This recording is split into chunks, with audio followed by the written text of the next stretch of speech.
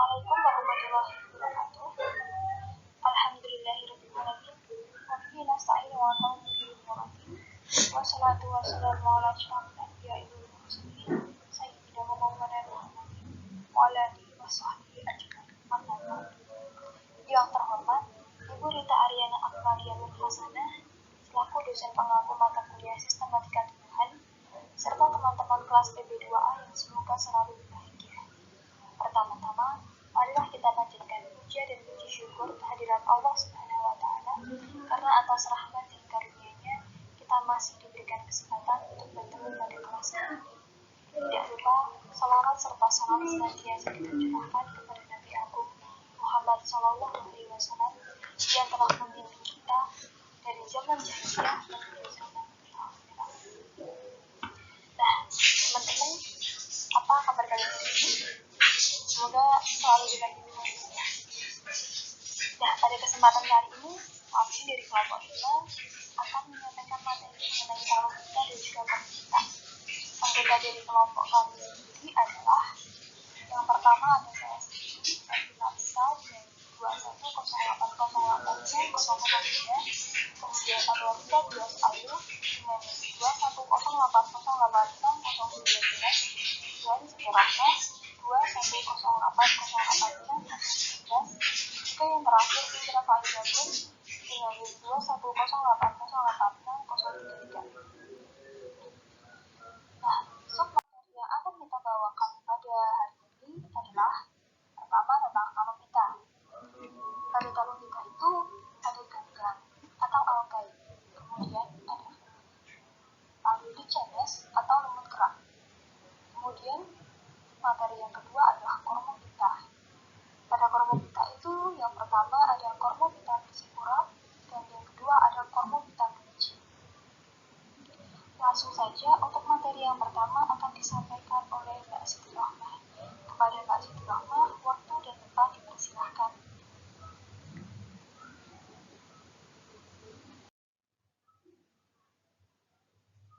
Saya akan menjelaskan tentang talopita. Talopita masuk dalam sindrom talopita. Seperti namanya, organisme yang masuk dalam divisi ini memiliki tubuh berbentuk talus atau belum memiliki akar, batang, dan daun sejati. Jenis-jenis talopita. Yang pertama ada algae atau ganggang. Ganggang mudah ditemukan di perairan baik tawar maupun asin dan juga di tempat-tempat yang lembab. Ganggang yang tersusun dari banyak sel umumnya akan berbentuk seperti benang, lembaran, dan susunan dari koloni-koloni sel. Ganggang umumnya memiliki kemampuan berfotosintesis dan mampu menyimpan cadangan makanannya.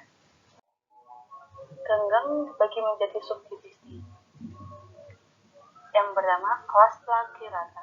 Flagellata memiliki inti dan bulu cambuk atau flagella, sehingga dapat bergerak secara aktif. Beberapa flagella memiliki sifat ameboid, tetapi di antaranya bersifat autotrop. Sel-sel flagellata mempunyai vakuola berdenyut dan memiliki bintik merah seperti mata yang dinamakan stigma.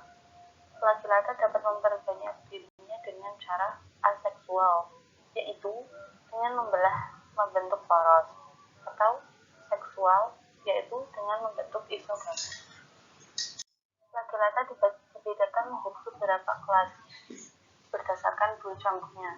Yang pertama ada bangsa Cryptomadzale. Bangsa ini memiliki 2 bulu cambuk dan memiliki sentakan yang panjang dengan rambut yang mengkilat. Di antara bangsa ini adalah Phoenicrypta, selnya berbentuk peluru seperti gambar tersebut, dan ada Cynopia, turki air tawar. Kita lihat contoh gambar tersebut, dan yang terakhir ada Helicoflagellata, hidup di dalam air laut dan dingin sangat gesit. Yang kedua ada bangsa Heterochlorhydride. Sel-selnya mempunyai klorofil A dan banyak xanthofil hingga berwarna kuning coklat. Yang tergolong ke dalam bangsa Heterochlorhydride adalah Ankylonodon, Pyrenidae, Chloromethon, Algile, dan Nitrosporix. Yang ketiga ada bangsa Protochlorhydride. Flagellata yang berwarna hijau hidup di dalam air tawar. Koropak berbentuk seperti tong, berada klorofil A dan B. Organisme ini mempunyai bintik mata merah, satu bulu cambuk yang opistokon tanpa rambut-rambut mengkilap. Yang keempat ada bangsa Dinoflagellatae. Kromatoforanya banyak, berwarna kuning coklat, mengandung karotenoid dan klorofil. Memiliki dua flagel berbentuk pita yang keluar dari satu saluran di sisi dalam perut. Perkembangannya vegetatif dengan pembelahan sel dan aseksual dengan berbentuk 4 isogamet yang masing-masing dapat mengadakan perkawinan dengan isogamet individu lain. Beberapa anggota Dinoflagellata antara lain Seradium typhus, Peridium bigarges, dan Laticula miliaris yang dapat membahayakan. Yang kelima ada bangsa Euglena, hidup di air rawa dalam kolam atau tempat-tempat yang berlumpur. Sel-selnya telanjang, bentuk bulat memanjang, pada bagian muka terdapat satu bulu cambuk dengan rambut-rambut mengkilap pada isi saja, mengandung klorofil A dan B. Contohnya Euglena gracilis. Yang keenam ada bangsa Photocales, mempunyai klorofil A dan B dan mempunyai 2-80 cambuk yang isokan. Photocales terbagi ke dalam dua suku, yaitu suku Polyblepharidales, misalnya Polyblepharidales, dan suku Chlamydomonaceae, misalnya Chlamydomonas. Trypanosoma yang hidup dalam darah, serta usus manusia dan hewan yang menimbulkan penyakit tidur. Yang kedua, kelas Diatomea atau ganggang kersik. Diatomea atau Basilaryophyta dengan jasad teranik bersel satu. Talus bersel satu, strukturnya terdiri atas dua bagian, yaitu wadah atau kotak disebut hipoteka dan tutupnya epiteka. Sel di dalam memiliki inti dan kloroplast berwarna coklat keemasan. Tetapi ada juga yang berwarna hijau, kuningan, atau coklat tua. Reproduksi secara aseksual dengan membentuk sel anakan dari kotak dan tutup yang membelah menjadi dua, dan seksual dengan oogamete. Kelas Diatomea dibagi dalam dua bangsa, yaitu bangsa Centrales dan bangsa Penales. Bangsa Centrales, klasifikasinya Regnum Plantae, isi Calopita, klasis Basilaryophyta, ordo Centrales, subordo Bitulbinae, famili Saetocerae, genus Saetoceros, spesies Saetoceros sp. Bangsa Penales, sel-selnya berbentuk jorong, memanjang, berbentuk batang seperti perahu atau seperti pahat. Sandalan-sandalan pada panser tersusun mirip dan di tengah-tengah panser terdapat celah membujur yang dinamakan trafik. Klasifikasinya Regnum Plantae, divisi Calopita, kelas Basilaryophytae, ordo Penales, famili Navisulae, genus Navisula, spesies Navisula lanceolata. Yang ketiga, kelas Chlorophyceae, mengandung klorofil A dan B, karotenoid, dan xanthophyllis. Persediaan pangan utama ganggang hijau adalah padi. Umumnya ada di dekat bebatuan dan terlihat saat air surut. Chlorophyta yang hidup di air tawar memiliki sifat kosmopolit, terutama yang hidup di tempat yang terkena cahaya matahari langsung seperti kolam, danau, dan genangan air hujan, sungai atau selokan. Chlorophyta juga mempunyai efek negatif, yaitu dapat mengganggu jika perairan terlalu subur, membuat air berubah warna dan menjadi bau, menjadi masalah dalam proses penjernihan air, dan menyebabkan penyumbatan pada saringan pengolahan air. Yang keempat, kelas Conjugatae atau ganggang gandar. Kelas ini memiliki sifat haploid dan mengandung klorofil A dan B. Dinding sel terbuat dari selulosa, ada yang bersel tunggal dan ada yang berkoloni berbentuk benang yang tidak melekat pada sesuatu alas. Asontae atau tidak berbentuk zoospora maupun gamet yang mempunyai bulu cambuk. Kelas ini dibagi menjadi dua ordo bangsa, yaitu ordo Desmitiales dan ordo Zygonematales. Ordo Desmitiales bentuknya beraneka rupa, sehingga ganggang ini dinamakan ganggang hias, terutama hidup dalam rawa-rawa yang airnya bereaksi asam. Sel-selnya ada yang berbentuk bulan sabit, clostridium, atau di tengah-tengah berlekuk hingga mempunyai bentuk seperti biskuit atau pindang. Pembiakan terjadi secara seksual dan aseksual. Aseksual, sel membagi di tengah-tengahnya, dan masing-masing bagian lalu menyempurnakan diri pada marga-marga tertentu. Sel-sel anakan itu tetap berlekatan, dan dengan demikian terbentuklah deretan sel-sel seksual. Dengan kopulasi, dua sel berdekatan lalu menyelubungi diri dengan lendir. Dinding-dinding di bagian tengah lalu membuka dan protoplasma kedua sel itu bersatu di saluran kopulasi yang membesar dan terjadilah buah zigot yang dindingnya berduri hingga dengan ini mudah dikenal dan dibedakan dari sel biasa.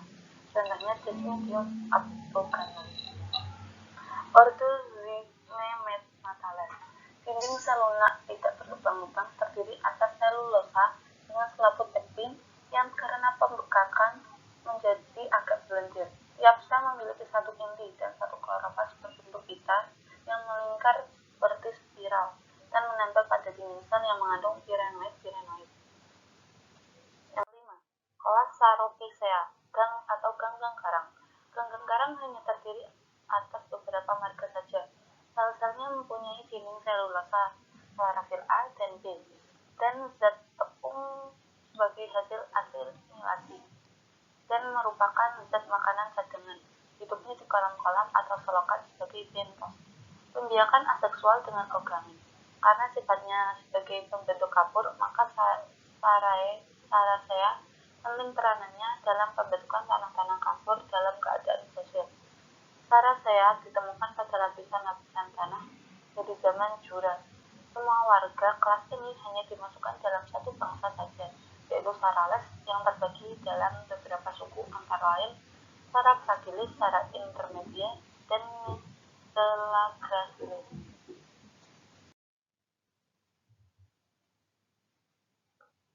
Yang ke-6, kelas Phaseophycea atau ganggang pirang.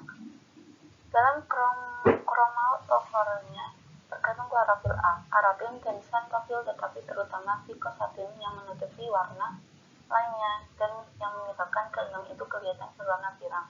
Pada Phaseophycea, tingkat perkembangan yang dapat bergerak berupa zoospora dan gamet, mempunyai 20 cambuk yang heterokon, dan terdapat di bagian samping badannya yang berbentuk buah per atau sekoci.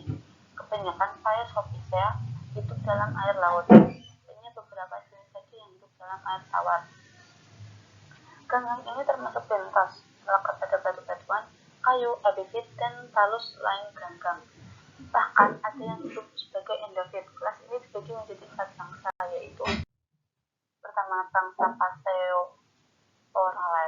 Bangsa ini merupakan sebagian besar ganggang pirang. Kebanyakan mempunyai perawakan seperti Cladophora, tetapi ada pula yang mempunyai talus yang lebih tinggi tingkatannya. Phaseophorales antara lain mencakup suku Ectocarpacea.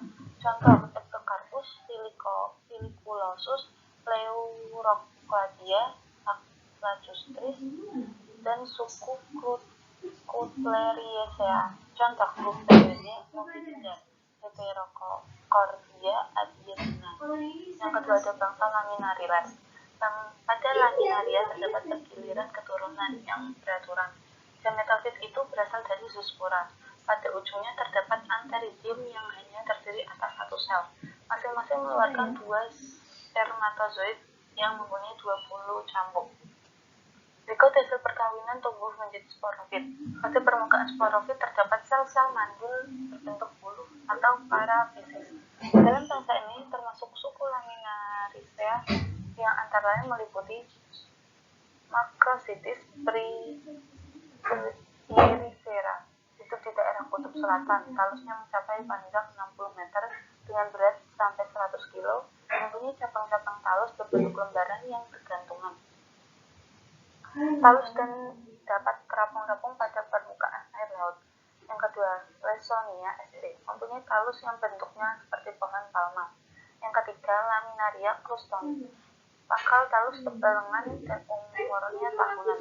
Bagian atas menyerupai denau atau mempunyai lembar-lembaran jari yang tiap tahun diperbarui. Yang ketiga, bangsa Dipsalis. Pada ganggang ini, spora tidak mempunyai bulu cambuk. Sporanium beruang satu dan mengeluarkan 4 tetraspora. Pembiakan seksual dengan oogamy. Yang keempat, Angsa Bucales. Bersama-sama dengan Laminarilla, ganggang ini merupakan penyusun utama vegetasi lautan di daerah dingin. Pembiakan generatif dengan oogamy. Bucales hanya terdiri atas satu suku, yaitu Fucacea, meliputi antara lain Fucustratus.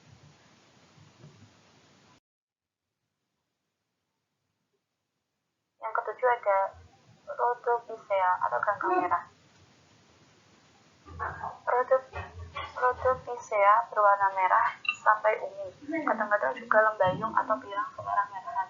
Kromatofor mengandung klorofil A dan carotenoid, tetapi warna itu tertutup oleh zat warna merah yang mengandung fluoresensi, yaitu picoeretin. Rhodophyceae dibagi dalam 2 anak kelas, yaitu Bagiae dan Florodea. Pertama, anak kelas Bagiae talus berbentuk benang, cakram atau pita dengan tidak ada percabangan atau beraturan.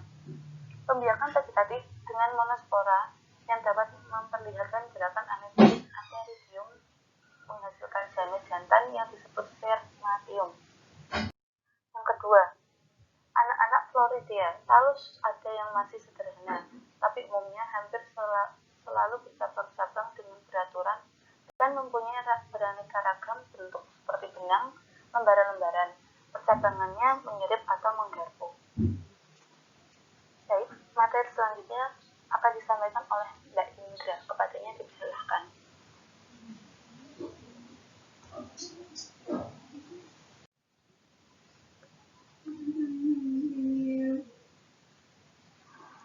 Kemudian materi selanjutnya mengenai jamur atau fungi. Fungi sendiri merupakan sel eukariotik yang tidak memiliki klorofil, tumbuh dengan cepat, memiliki dinding sel yang mengandung nukleus bersifat heterotrof dan menyerap nutrien melalui dinding selnya. Dalam Campbell tahun 2003, fungi sendiri merupakan eukariota dan sebagian besarnya merupakan eukariota multiseluler. Tapi meskipun fungi pernah dikelompokkan ke dalam kingdom tumbuhan, fungi sendiri merupakan organisme unik yang umumnya berbeda dari eukariota lainnya, ditinjau dari caranya memperoleh makanan, organisasi struktural, pertumbuhan, dan cara bereproduksi. Adapun reproduksi pada jamur terdiri atas 2, yaitu reproduksi secara generatif atau seksual dan secara vegetatif atau aseksual. Reproduksi secara generatif dilakukan karena kondisi lingkungan yang berubah atau pada kondisi darurat lainnya. Nah, kemudian keturunan yang dihasilkan sendiri memiliki genetik yang beragam dan lebih adaptif terhadap perubahan lingkungan.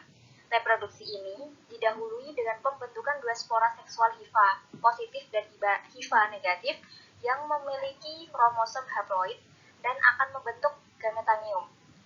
Gametanium berplasmogami, yaitu peleburan sitoplasma, dan kemudian membentuk zigosporanium dikaryotik atau heterokaryotik dengan pasangan nukleus haploid yang belum bersatu. Zigosporanium ini memiliki dinding sel yang tebal dan kasar yang memungkinkan untuk bertahan pada kondisi lingkungan yang buruk dan kering. Tetapi bila kondisi lingkungannya membaik, zigosporanium akan menjadi karyogami atau peleburan inti, sehingga zigosporanium memiliki inti yang berkromosom diploid atau 2N. Kemudian setelah itu zigosporanium yang berinti haploid akan mengalami pembelahan secara mitosis yang menghasilkan zigospora haploid di dalam zigosporanium. Zigospora haploid akan berkecambah membentuk sporanium bertangkai pendek dengan kromosom haploid. Sedangkan sporanium haploid akan menghasilkan spora-spora yang haploid yang memiliki keanekaragaman genetik. Tapi bila spora-spora haploid jatuh di tempat yang sesuai, maka spora akan berkecambah atau germinasi menjadi hifa jamur yang haploid. Kemudian hifa akan tumbuh membentuk jaringan miselium yang semuanya bersifat haploid. Yang kedua ada reproduksi pada jamur yang bersifat vegetatif atau aksesual. Nah, pada jamur yang uniseluler, reproduksi vegetatif dapat dilakukan dengan pembentukan tunas yang akan tumbuh menjadi individu baru. Sedangkan pada jamur yang multiseluler, dilakukan dengan cara fragmentasi hifa dan pembentukan spora vegetatif. Pembentukan spora vegetatif yang berupa sporaniospora dan conidiospora. Jamur yang telah dewasa menghasilkan spongiovor atau tangkai kotak spora. Nah, pada ujung sporaniofor ini terdapat sporanium atau kotak spora. Di dalam kotak spora lagi ada pembelahan sel yang dilakukan secara mitosis dan menghasilkan banyak sporaniospora dengan kromosom yang haploid. Adapun jenis jamur ini yang lain menghasilkan conidiofor atau tangkai conidia. Pada ujung conidiofor terdapat conidium atau kotak conidiospora. Di dalam conidium terjadi lagi pembelahan sel secara mitosis yang menghasilkan banyak conidiospora dengan kromosom yang haploid. Baik sporaniospora maupun conidiospora bila jatuh di tempat yang sesuai, maka akan tumbuh menjadi hifa yang baru yang haploid. Kemudian materi mengenai klasifikasi jamur. Jadi jamur dibagi menjadi 4 divisi. Yang pertama ada divisi Zygomicota. Zygomicota ini sendiri disebut juga sebagai Digonophytophagai. Hampir semuanya hidup pada habitat darat, tetapi kebanyakan hidup sebagai saprofit. Nah, tubuhnya bersel banyak berbentuk benang atau hifa yang tidak bersekat dan tidak menghasilkan spora yang berkelanjutan.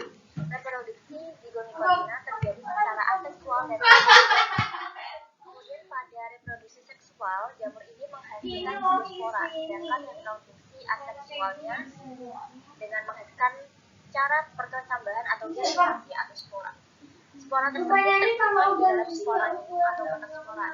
Jika spora sudah matang, maka sporanium akan pecah sehingga spora menyebar terbawa angin. Tapi apabila spora tersebut jatuh di tempat yang sesuai, maka spora akan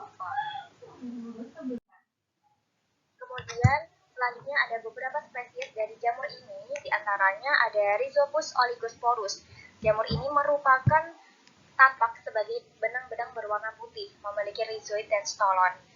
Jamur ini merupakan saprofit yang hidup pada bungkil kedelai dan bermanfaat dalam pembuatan tempe. Yang kedua ada Rhizopus nigricans. Jadi jamur ini dapat menghasilkan asam fumarat. Selanjutnya ada jamur Mucor mucedo. Jamur ini hidup secara saprofit dan sering dijumpai pada roti, sisa-sisa makanan dan kotoran ternak. Miselium jamur ini berkembang di dalam substrat. Divisi selanjutnya ada divisi Ascomycota. Jadi Ascomycotina disebut juga sebagai gesak fungi, yang merupakan fungi yang reproduksi seksualnya dengan membuat ascospora di dalam ascus. Ascus sendiri merupakan kantung atau pundi-pundi.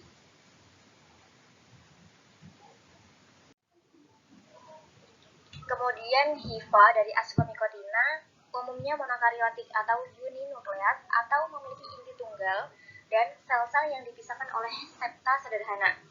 Siklus hidup Ascomycotina dimulai dari ascospora yang tumbuh menjadi benang atau hifa yang bercabang-cabang. Kemudian salah satu dari beberapa sel pada ujung hifa berdiferensiasi menjadi ascogonium yang ukurannya lebih lebar dari hifa biasa. Sedangkan pada ujung hifa yang lainnya membentuk antheridium. Antheridium dan ascogonium tersebut letaknya berdekatan dan memiliki sejumlah inti yang haploid. Selanjutnya ada contoh jamur anggota divisi Ascomycotina, yaitu Saccharomyces cerevisiae.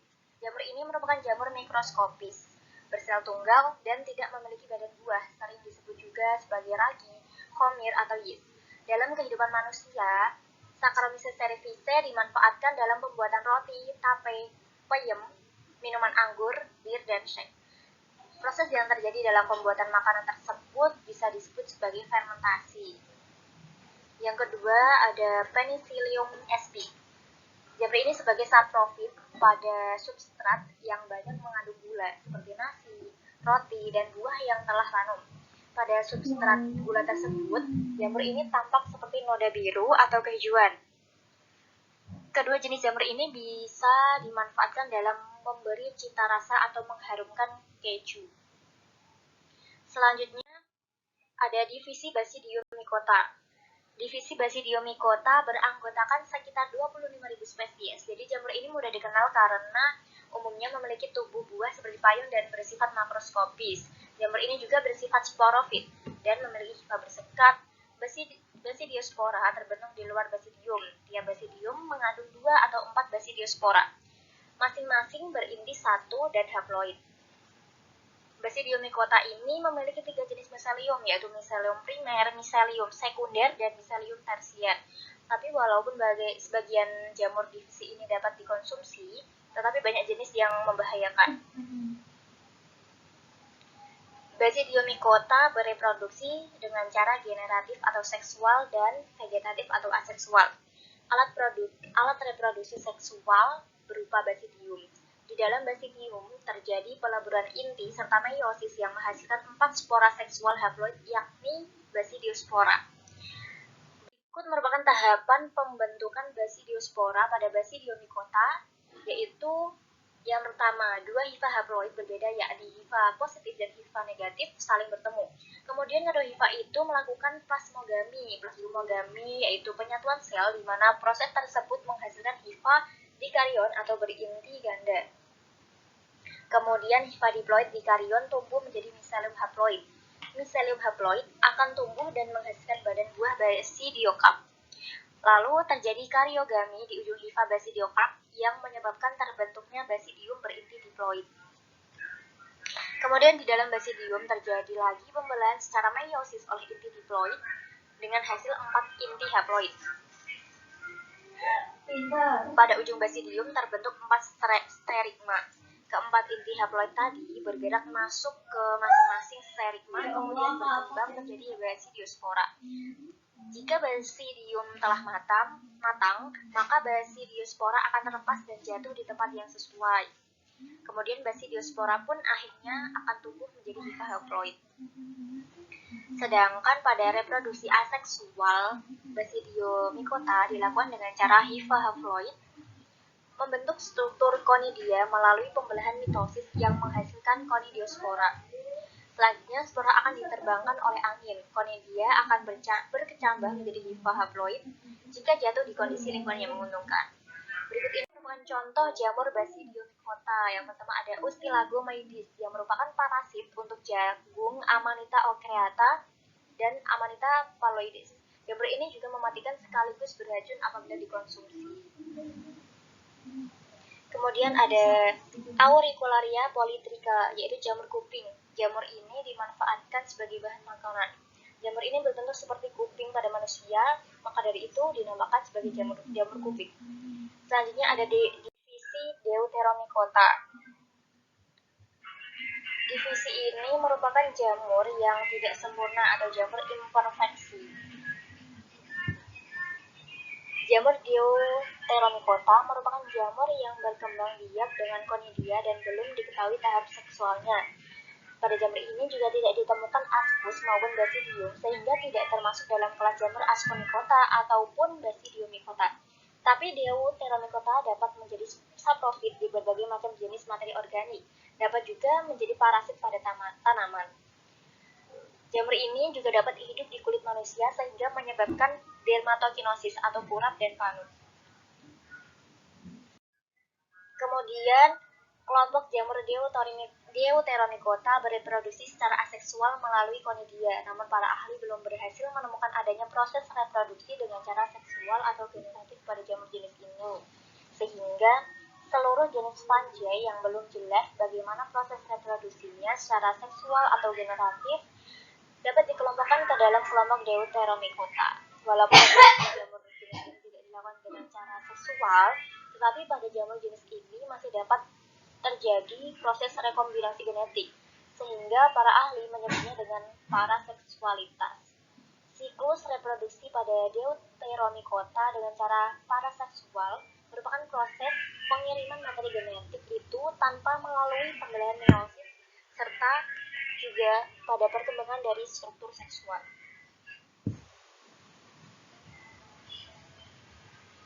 Kemudian contoh dari Deuteromycota ini ada Tinea versicolor yang mengakibatkan penyakit panu pada manusia.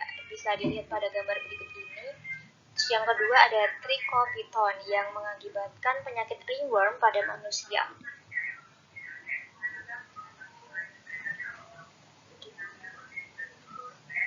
Materi selanjutnya mengenai lichenes atau lumut kerat. Jadi lumut kerak itu merupakan gabungan miselium jamur yang di dalamnya terjalin sel-sel alga dan keduanya saling bersimbiosis mutualisme.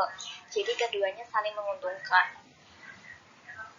Jamur yang bersimbiosis ini disebut dengan mikobion. Seringnya dari jenis Ascomycota dan Basidiomycota. Sedangkan ganggang yang bersimbiosis disebut Ficobion, biasanya dari jenis Cyanobacteria dan Chlorophyta. Selanjutnya alga mempunyai klorofil sehingga dia mampu melakukan fotosintesis yang akan menghasilkan makanan. Kemudian makanan tersebut digunakan oleh jamur untuk hidup dan tumbuh. Jamur melalui hifa-hifanya dapat menyerap dan menyimpan air serta mineral yang juga akan digunakan oleh alga. Jadi keduanya saling membutuhkan. Tetapi meskipun keduanya hidup sendiri-sendiri, dengan hidup pada lumut kerak lebih menguntungkan bagi keduanya karena mereka mampu hidup pada substrat atau tempat yang organisme lain tidak dapat hidup, misalnya pada batu. Lichanes ini dikatakan sebagai organisme perintis yang mampu hidup di atas batu karena mengalami pelapukan batuan dan menambahkan zat-zat yang dimilikinya sehingga tidak mampu hidup pada lingkungan tercemar. Maka Lichanes digunakan sebagai patokan lingkungan yang tercemar.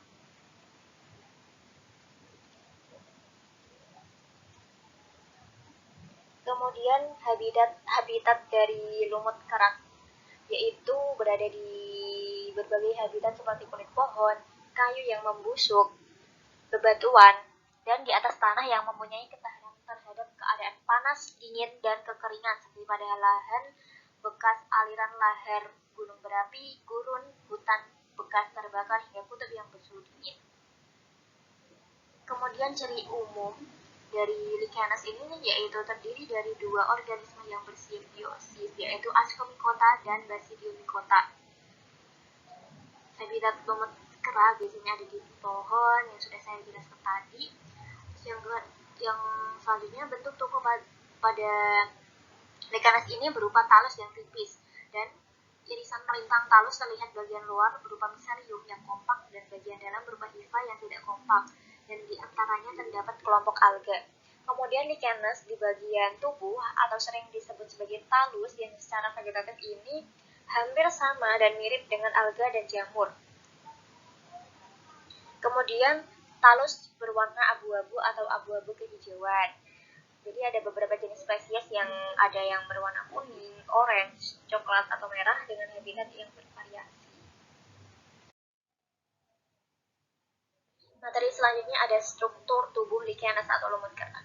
Jadi tubuh Lichanes ini tersusun atas sekelompok alga hijau biru atau cyanobacteria dan jalinan hifa jamur atau Ascomycota yang dapat menyimpan air dan mempertahankan kelembapannya. Di permukaan atas dan bawah itu ada lapisan pelindung hifa jamur yang terbungkus rapat dan tepat di bawah permukaan atas alga itu terjalin dalam jaringan hifa. Kemudian bagaimana sih cara reproduksi Lichanes ini? Jadi reproduksinya ada dua, yaitu secara aseksual dan secara seksual. Secara aseksual itu melalui fragmentasi, yaitu dengan potongan lumut kerak, maka induk akan terlepas. Yang terus selanjutnya Soredia atau Soredium itu sendiri merupakan struktur khusus, yaitu sel-sel alga yang terbungkus oleh hifa, terdapat pada permukaan talus Lichanes. Kemudian secara seksual atau generatif, perkembangbiakan jamur dan alga dilakukan sendiri-sendiri. Jadi jamur dapat membentuk ascocarp atau basidiocarp yang mengandung spora. Tapi jika sporanya masak akan pecah dan terlepas kemudian di bawah angin. Dan jika jatuh di tempat yang cocok dan bertemu dengan alga, maka akan terbentuk Lichanes. Kemudian materi selanjutnya ada jenis-jenis Lichanes atau lumut kerak. Yang pertama Crustose. Crustose ini mempunyai talus yang berukuran kecil, datar, tipis, dan selalu melekat ke permukaan batu, kulit pohon, ataupun tanah. Jadi lumut ini susah untuk dicabut tanpa merusak bagian substratnya. Nah, bagian lichen pada Crustose yang tumbuh terbenam di dalam batu dan hanya bagian tubuh buaya yang terdapat di permukaan itu disebut endolitik, dan sebaliknya pada bagian yang tumbuh terbenam pada jaringan tumbuhan disebut dengan endoploidik atau endoploida. Jenis lichens lainnya ada foliose. Bisa dilihat gambarnya, dan foliose ini memiliki struktur seperti daun yang bentuknya tersusun oleh lobus-lobus dan relatif lebih longgar melekat pada bagian substratnya. Jadi bentuk pada talus foliose ini bentuknya datar dan sedikit melebar. Terdapat banyak lekukan seperti daun yang mengkerut. Kemudian selanjutnya ada frutikose. Jadi frutikose ini bentuk talusnya berupa semak dengan banyak cabang dan dengan bentuknya yang seperti pita. Talus frutikose ini tumbuh tegak atau menggantung pada batu, dedaunan atau cabang pohon, dan tidak terdapat perbedaan antara permukaan atas dan bawah dari frutikose ini. Kemudian ada squamulose. Jadi lichen jenis squamulose ini memiliki lobus-lobus seperti sisip yang disebut squamulus dengan ukuran yang lebih kecil dan saling bertindih serta sering memiliki struktur tubuh buah yang disebut dengan podetia. Baik, selanjutnya ada klasifikasi dari lichens atau lumut kerak. Berdasarkan habitat, itu ada Saxicolus yang hidup di bebatuan, contohnya Peltigera. Kemudian ada Curticolus yang hidup di kulit kayu, contohnya Palmelia. Terricolus hidup di tanah, contohnya ada Cladonia flairciana. Selanjutnya ada Lignicolus yang hidup di kayu, contohnya Decipelum. Kemudian klasifikasi lumut kerak berdasarkan jenis jamur, ada Ascomyces yang bersimbiosis dengan jamur Ascomycota, Gymnocarpae, yaitu badan buah berupa apothekium, contohnya Usena.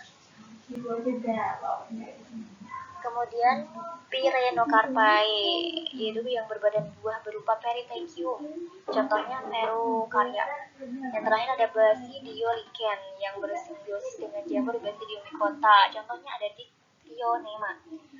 Yang ketiga ada klasifikasi lumut kerak berdasarkan struktur talus, contohnya ada Leprose lichen. Jadi ini merupakan talus yang berupa sisi-sisi kecil yang menempel pada permukaan substrat. Contohnya ada Lepraria. Kemudian frustose, yaitu talus seperti kerak dan melekat pada substrat di beberapa titik. Contohnya Graphis. Ya, kemudian ada foliose. Foliose ini merupakan talus berupa daun datar dan berlekuk-lekuk. Mereka melekat pada substrat di satu atau banyak titik, contohnya Parmelia. Dan terakhir frutikose, talusnya bercabang, tegak atau terjumpai lebat, contohnya Usnea. Yang terakhir ada klasifikasi lumut kerak berdasarkan distribusi komponen alga di talus. Contohnya ada Homoisomerous tholli, itu sel alga dan hifa jamur yang terdistribusi secara merata di talus, contohnya Coleman. Selanjutnya ada Heteromerous tholli, yaitu sel alga membentuk lapisan yang berbeda atau zona alga, dan hifa jamur terdapat pada lapisan yang berbeda, contohnya ada Parmelia. Baik, materi selanjutnya akan dilanjutkan oleh Mbak Rika Dias. Itu adalah Cormopita. Cormopita dibagi menjadi dua, yakni Cormopita berspora dan Cormopita berbiji. Yang pertama, Cormopita berspora. Cormopita berspora dibagi menjadi dua, yakni tumbuhan lumut dan tumbuhan paku. Yang pertama adalah tumbuhan lumut atau Bryophyta. Lumut dalam bahasa sehari-hari sekelompok vegetasi kecil yang tumbuh pada tempat lembab atau perairan dan biasanya tumbuh meluas menutupi permukaan. Di perairan, lumut dapat menutupi dasar atau dinding sungai atau danau. Kemudian jenis-jenis lumut secara botani. Yang pertama ada Chlorophyta atau alga hijau. Beberapa alga hijau yang berwujud berkas-berkas memanjang tanpa memperlihatkan spesifikasi organ yang jelas dapat disebut lumut. Dan yang kedua ada Anthoxerophyta atau lumut tanduk, yaitu semacam lumut hati namun memiliki organ sporofor berbentuk tanduk. Kemudian yang ketiga ada Marsantiophyta atau lumut hati, yaitu lumut yang berwujud seperti piringan datar berlapis menutupi permukaan batu atau dinding. Kemudian yang keempat ada bryophyta atau lumut sejati, yaitu tumbuhan lumut yang terlihat memiliki pembagian organ yang jelas. Kemudian ada karakteristik lumut. Pertama, tumbuh di suatu tempat sebelum tumbuhan lain maupun tumbuhan dikarenakan berukuran kecil tetapi membentuk koloni yang dapat menjangkau area yang luas. Klasifikasi tradisional menggabungkan pula lumut hati ke dalam bryophyta. Kemudian yang ketiga ada tidak punya bunga atau biji dan daun-daun yang sederhananya menutupi batang liat yang tipis. Kemudian ada mempunyai klorofil sehingga sifatnya autotrof. Kemudian hidup pada daun-daun sebagai epifit. Kemudian akar dan batang lumut pada lumut tidak mempunyai pembuluh angkut atau silem temporal. Kemudian terdapat gametangnya atau alat-alat kelamin, yaitu ada alat kelamin jantan disebut antheridium yang menghasilkan spermatozoid. Kemudian ada alat kelamin betina disebut archegonium yang menghasilkan ovum. Jika kedua gametangnya terdapat dalam satu individu disebut berumah satu atau monoecious. Jika terpisah pada dua individu disebut berumah dua atau dioecious. Kemudian sporonium adalah badan penghasil spora dengan bagian-bagian, yakni vaginula atau kaki, seta atau tangkai, apophysis atau ujung sinta yang melebar. Kotak spora itu ada calyptra atau tudung dan columella atau jaringan dalam kotak spora yang tidak ikut membentuk spora. Nah, spora lumut itu bersifat haploid. Kemudian ada bryophyta mempunyai bentuk badan seperti daun. Kemudian yang kedua adalah tumbuhan paku atau pteridophyta. Ciri-ciri tumbuhan paku yakni memiliki 4 struktur penting, yaitu lapisan pelindung sel atau jaket steril yang terdapat di sekeliling organ reproduksi, embrio multiselular yang terdapat dalam archegonium, kutikula pada bagian luar, sistem transport internal yang mengangkut air dan zat makanan dari dalam tanah.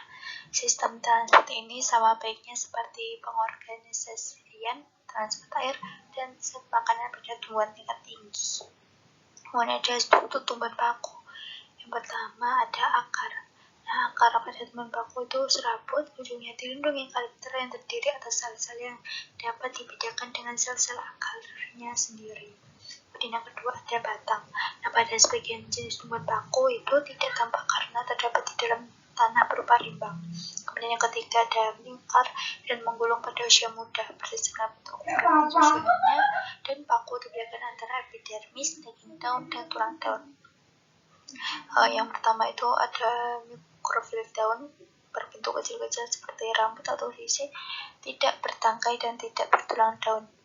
Belum memperlihatkan diferensiasi sel dan tidak dapat dibedakan antara epidermis, daging daun, dan tulang daun. Makrofil daunnya bentuknya besar, bertangkai, dan bertulang daun. Nah, serta bercabang-cabang. Sel-sel penyusunannya telah memperlihatkan diferensiasi. Nah, ditinjau dari fungsinya dan tumbuhan paku dibedakan atas. Antropofil merupakan daun yang khusus untuk fotosintesis. Kemudian ada sporofil untuk menghasilkan spora. Tetapi daun ini juga dapat melakukan fotosintesis sehingga disebut pula sebagai troposporofil.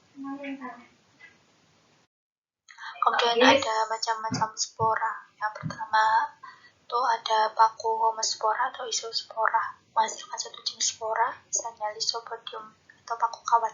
Kemudian yang kedua ada paku heterospora, menghasilkan dua jenis spora yang berlainan, yaitu mikrospora berkelamin jantan dan makrospora atau megaspora berkelamin betina, misalnya Marsilea atau semanggi dan Selaginella atau paku rane. Kemudian yang ketiga ada paku peralihan. Nah, paku peralihan itu antara spora dan heterospora, yaitu paku yang menghasilkan spora yang bentuk dan ukurannya sama tetapi berbeda jenis kelaminnya. Satu berjenis kelamin jantan dan lainnya berjenis kelamin betina. Misalnya Equisetum debile atau paku ekor kuda. Kemudian ada habitat paku. Habitatnya itu ada di darat, terutama pada lapisan bawah tanah di dataran rendah, tetap di tepi pantai, lereng gunung, dan berada di kurang lebih 350 meter di atas permukaan laut, terutama di daerah lembab, dan ada juga yang bersifat epifit atau menempel pada tumbuhan lain. Kemudian ada reproduksi paku. Reproduksi paku ada dua, yakni yang seksual atau vegetatif dan seksual atau generatif.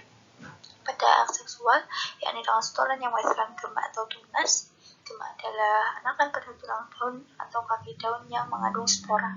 Kemudian yang kedua ada seksual atau generatif, melalui pembentukan sel kelamin jantan dan betina oleh alat-alat kelamin atau gametogoni. Kemudian ada peranan tumbuhan paku dalam kehidupan manusia.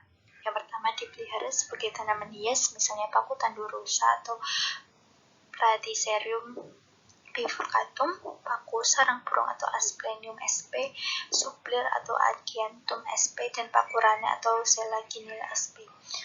Yang kedua, sebagai penghasil obat-obatan, misalnya Aspidium sp, Triopteris felixmas, dan Lysopodium clavatum. Dan yang ketiga, sebagai sayuran, misalnya semanggi atau Marsilia serenata dan Pretidium aquarium. Kemudian yang keempat, sebagai bahan pupuk hijau, misalnya Azolla pinnata. Kemudian yang kelima, sebagai salah satu bahan dalam pembuatan karangan bunga, misalnya Lysopodium cernum. Klasifikasi tumbuhan paku. Yang pertama, ada Phyllophyta.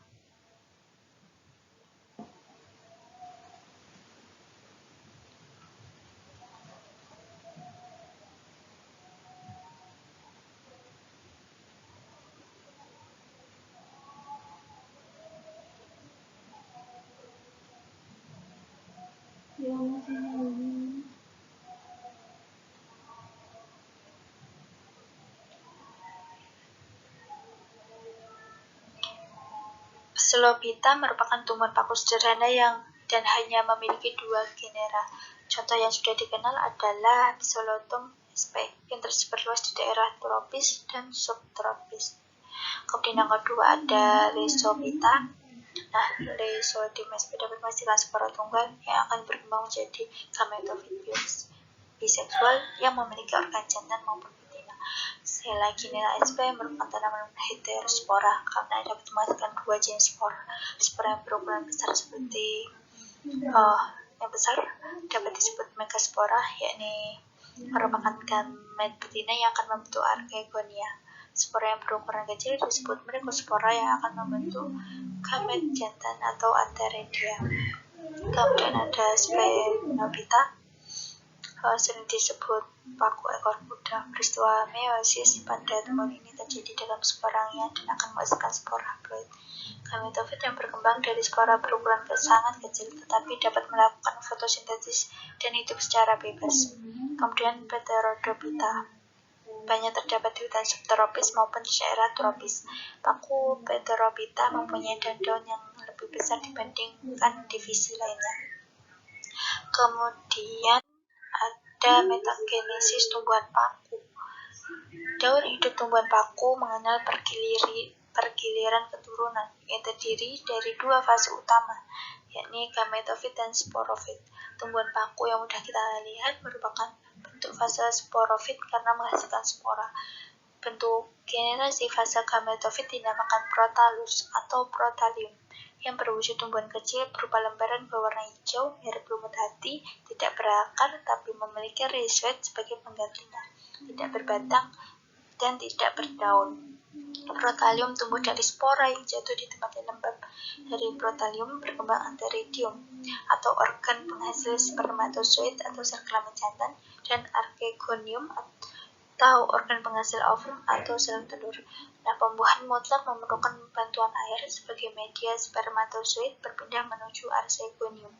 Ovum yang terbuahi berkembang menjadi zigot yang pada gilirannya tumbuh menjadi tumbuhan paku baru. Demikian materi dari saya. Materi selanjutnya akan disampaikan oleh Mbak Revi.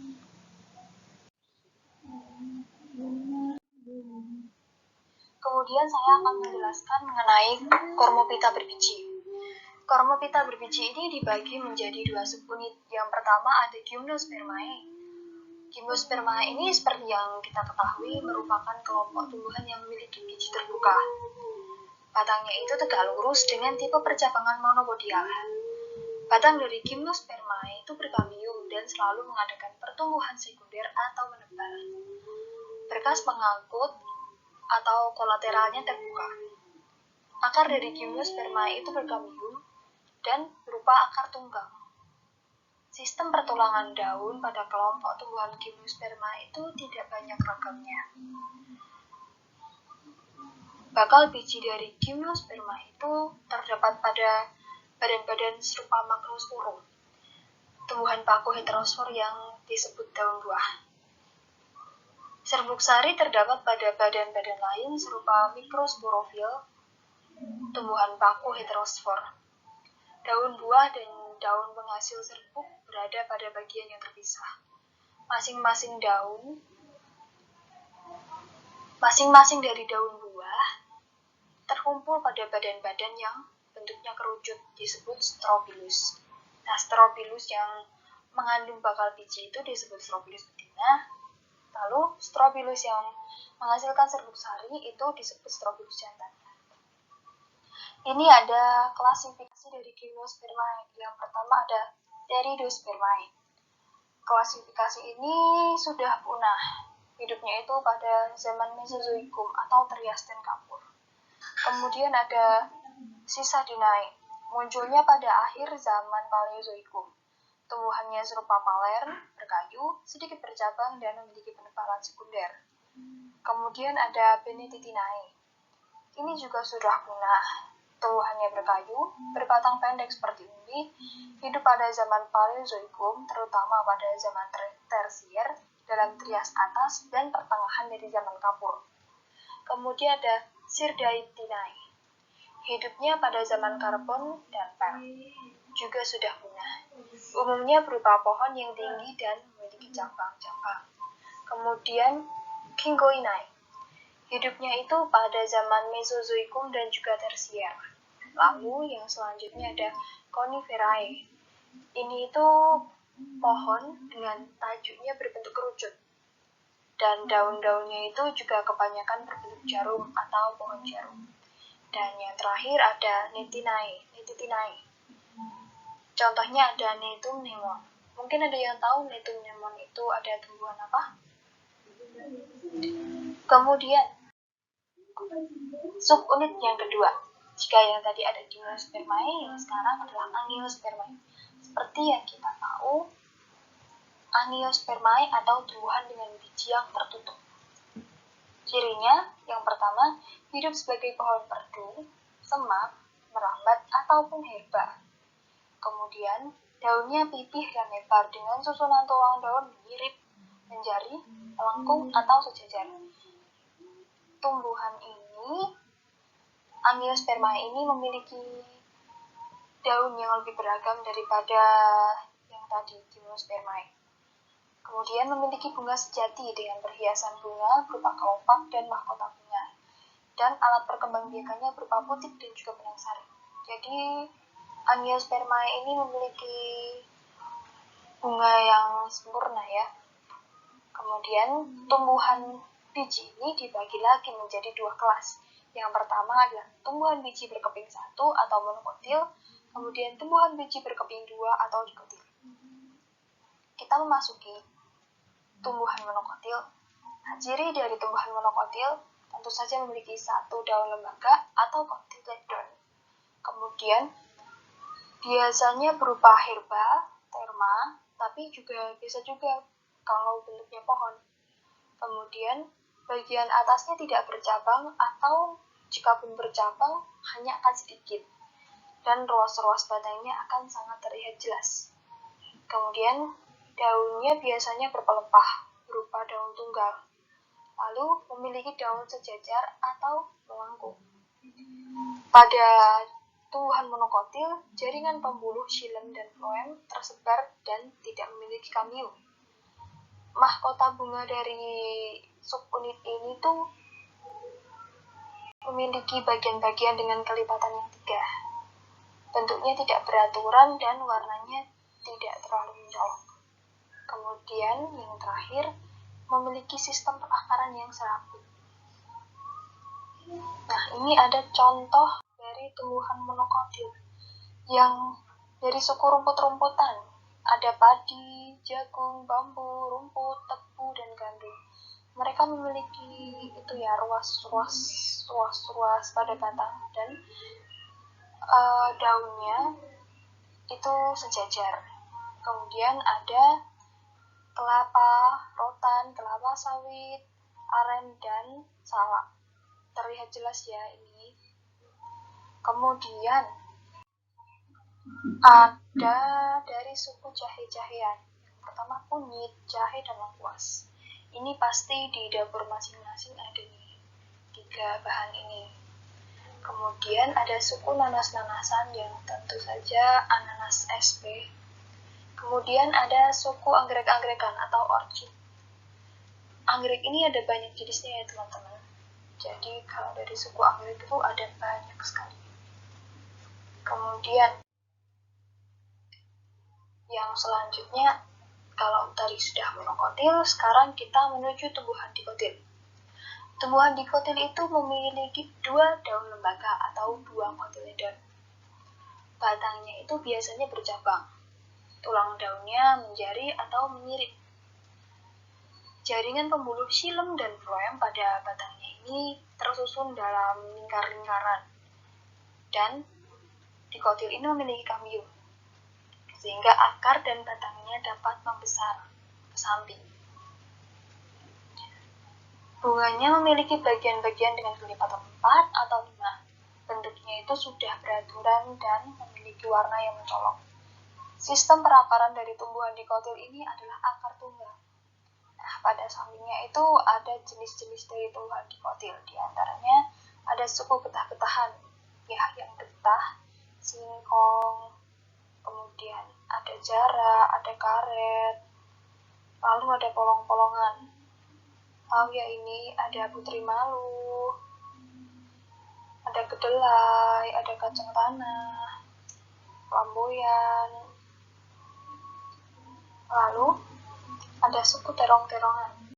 Nah, ternyata cabai dan tomat, kecubung itu masuk suku terong-terongan ya. Kemudian suku jeruk-jerukan, tentu saja semua jenis jeruk masuk suku jeruk-jerukan. Lalu ada suku jambu-jambuan, jambu biji, jambu air, jambu monyet, gitu ya. Suku kapas-kapasan. Nah, bisa dilihat 2 bunga yang cantik itu. Nah, suku komposit, 2 bunga yang lebih cantik lagi, bunga dahlia dan juga bunga kerisan. Nah, ini adalah daftar pustaka yang kami pakai dalam penyusunan PPT kali ini, teman-teman. Akhir kata, terima kasih telah menyaksikan video ini dari awal hingga akhir. Semoga ilmu yang kami sampaikan kali ini bermanfaat. Kurang lebihnya kami memohon maaf. Wabillahi taufiq wal hidayah. Wassalamualaikum warahmatullahi wabarakatuh.